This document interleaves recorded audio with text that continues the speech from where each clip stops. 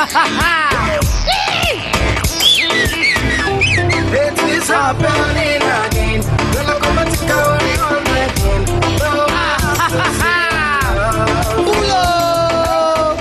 Thank you, DJ. My wife told me to dedicate to you that song. Yeah, she's an amazing woman. Every time we have some challenges, she tells me, don't worry, Jesus is the answer. All the time, Jesus is the answer. One time I asked her, if Jesus is the answer, what's the question? Wow.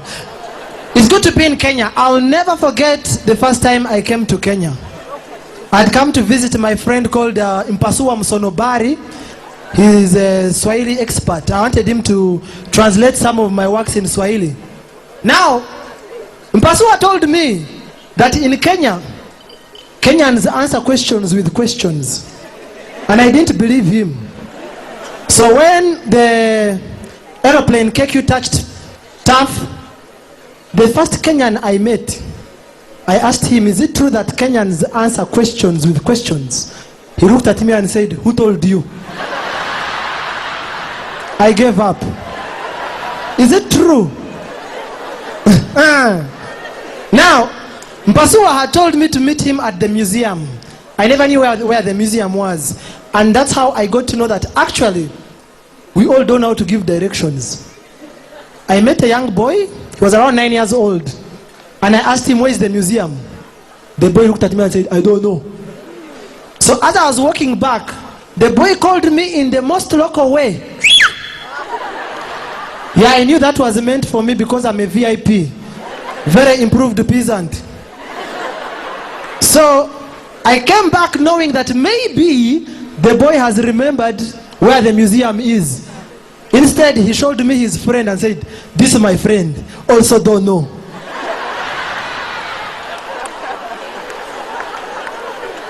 But it's not only in Kenya. It also happens in Uganda. You ask for directions at your own risk. One time I was looking for a school called Boma Primary School, and I met this gentleman and asked him, where is Boma Primary School? He says, you're looking for Boma? Very simple. You move straight. You move, you'll see a tree. When you see a tree, turn on your right and move. When you move, you'll see a black gate. When you see a black gate, know you're lost, come back.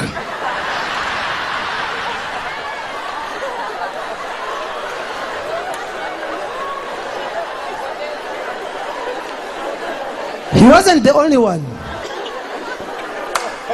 So I successfully got lost. I looked for another gentleman. I asked him, where is Boma School? He said, oh, very simple, very simple. He was an elderly man. So he sat in the car, we drove, and he was talking a lot. So I reached a point and said, where is the school? He said, don't worry. So we reached a certain junction, and he said, first stop. Have you seen this junction? I said, yes, don't forget it, we go. We moved. When we reached the trading center, he said, stop here. He moved out of the car and said, you remember the other junction? That's where the school is. He wanted a lift. Now, I thought it was only Africans who never knew how to give directions. Also Indians. I met an Indian. I was looking for the Central Police Station in Uganda. And I asked him, where's the Central Police Station? He said, looking for Central Police Station. Now what you do, you go left, right? And then turn left, right? Turn right, right? And then you turn left, right? And then you turn right, right? I said, right. I moved left, turned right, right? Turned left, right? By the time I finished, I was back to the same point where I was. I have suffered. Very interesting. I love Kenya because I have a sentimental attachment to it. I got my first beating because of this country. I remember I was in my primary 2, and then my teacher asked me, Pablo, if the first president of Kenya was Kenyatta, who's the first president of Zambia? I said, Zambiata. He caned me as if he had been hired. I think that man just didn't like me. Because he also doubled as our mathematics teacher. One time he asked me, Pablo, what is 25 plus 1? And you know, as a little boy, you reason like a child. So I added 2 plus 5 plus 1. I said 8. Lie down. He caned me as if he had been bewitched. So the headmaster found him caning me and said, why are you beating Pablo? He said, can you believe Pablo doesn't know 25 plus 1? And the headmaster asked the teacher, what is the answer? He said, 251. That was my teacher. My headmaster looked at him and said, you're very lucky, I thought you didn't know.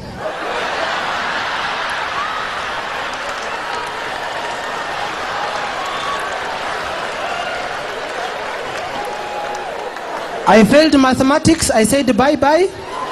The only thing I can do is abacus. However, I've also realized that Kenyans are no longer friends with Americans. They are relatives. Because the Kenyan embassy is in the White House. And who's there? Barack Okolachi? Obama. There is nothing like Peter, James, Barack Obama. His name is so botanical. It's home-baked. For even the village itself, Kogero. Kogero, it sounds like a village where they receive the Sunday papers on Wednesday. You know, the name Kogero. I have a feeling their rainbow is in black and white. Kogero, Kogero. You do feel the name? Kogero, Kogero. I have a feeling even their cows give them powdered milk. Kogero. There must even be a big poster saying, warning, no village ahead. So that shows how Kenyan the man is. Actually, his name is an acronym. Obama stands for Original Black African Managing America. Yes. As if that's not enough, even Barack is an acronym for Born African, Raised American, Complete Kenyan. And all the Kenyans say, they don't know. He even speaks with swagger. You know, he speaks with it. I want to thank the people of America. I want to thank my wife, Michelle. I pursue the lady. My daughter, Malaya, Sasha. You know, the man, him and his wife, Obama and Michelle, they are all told. They are so told that they can even see tomorrow. But if you want people who have suffered in this world, it's short men. Short people, we have suffered. Now imagine if there wasn't this platform. Some people are still fidgeting to see me. We have been stigmatized. They have called us all kinds of things. Short put, I can't see you. What are you up to? Briefcase, full stop. Shortcoming. Height defaulter.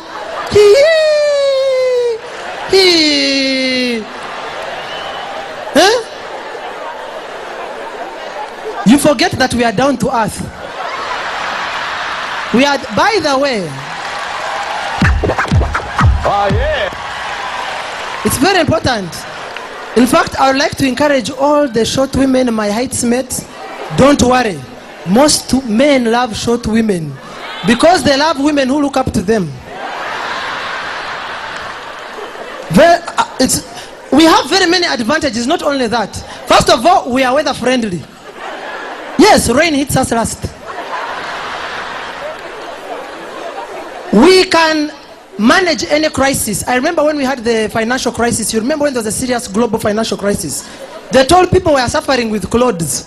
They didn't know what to wear. Others were even cutting the curtains to go to the tailors. While that was happening, us were going to the babies section. We are covered. Short men never run short of ideas. Look at the biblical Zacchaeus. They always think ahead. You know? Very nice people. Very nice people. When I was coming in tonight, I realized that actually we are the same but yet we speak differently. I could know that this one is an engineer, this one is an accountant, from the way you speak. Because you speak according to your terminologies. We'll say that's indiscipline. An accountant will say that's unaccountable. A policeman will say that's being idle and disorderly. A housewife will say those are bad manners.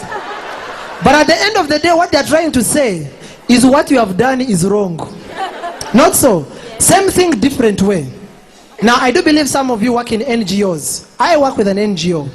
And I realize that NGOs, they speak in forms of abbreviations and acronyms. Everything is abbreviated.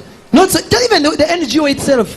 NGO, ILO, UNICEF, UHU, PCA. Even NGO, it sounds like nothing going on. You know? One time I was a victim of these acronyms. I met a very beautiful girl in a workshop. She was so beautiful, phantasmaglorious, jubilistic, vrumlad with love. I said today I'm launching my manifesto. So I walked to her and I said, hello madam, how are you? Could I please take you out for tea after this? She said, no Pablo, we don't need that report. I said, which report? She said, tea. Tea? Yes, technical evaluation analysis. I said, no. Sorry, I don't mean that tea. I mean the one you drink, cow juice to be precise. Said, oh, sorry.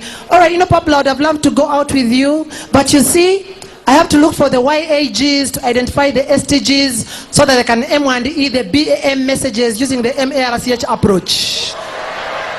Did you understand? That's how I was. I couldn't cry and laugh at the same time. I looked at this woman. That was 1-0. But I said, no, ninjas never die.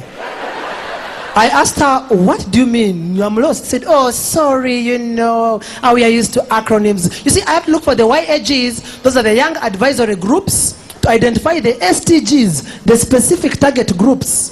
To M1E to monitor and evaluate the BAM messages. That's the Be a Man messages. Using the MARCH approach. That is monitoring and reinforcing to combat HIV. You can feel what I was going through. That's how I was. I looked at this lady and I said, do you know what, madam? At this rate, I need a CCS to influence your BCO. Did you understand? That's how she was. Happiness was killing me. She said, excuse me, Pablo, I didn't understand. I said, you see, at this rate, I need a CCS. That's a comprehensive communication strategy to influence your BCO. That's your behavior change objective. Yeah? She chucked me, I became Chuck Norris. I chucked her, she became Chakademas. Talking about Chakademas, if there are people you should always trust, it's comedians. Because what you see is what you get. I don't believe in musicians apart from the village band.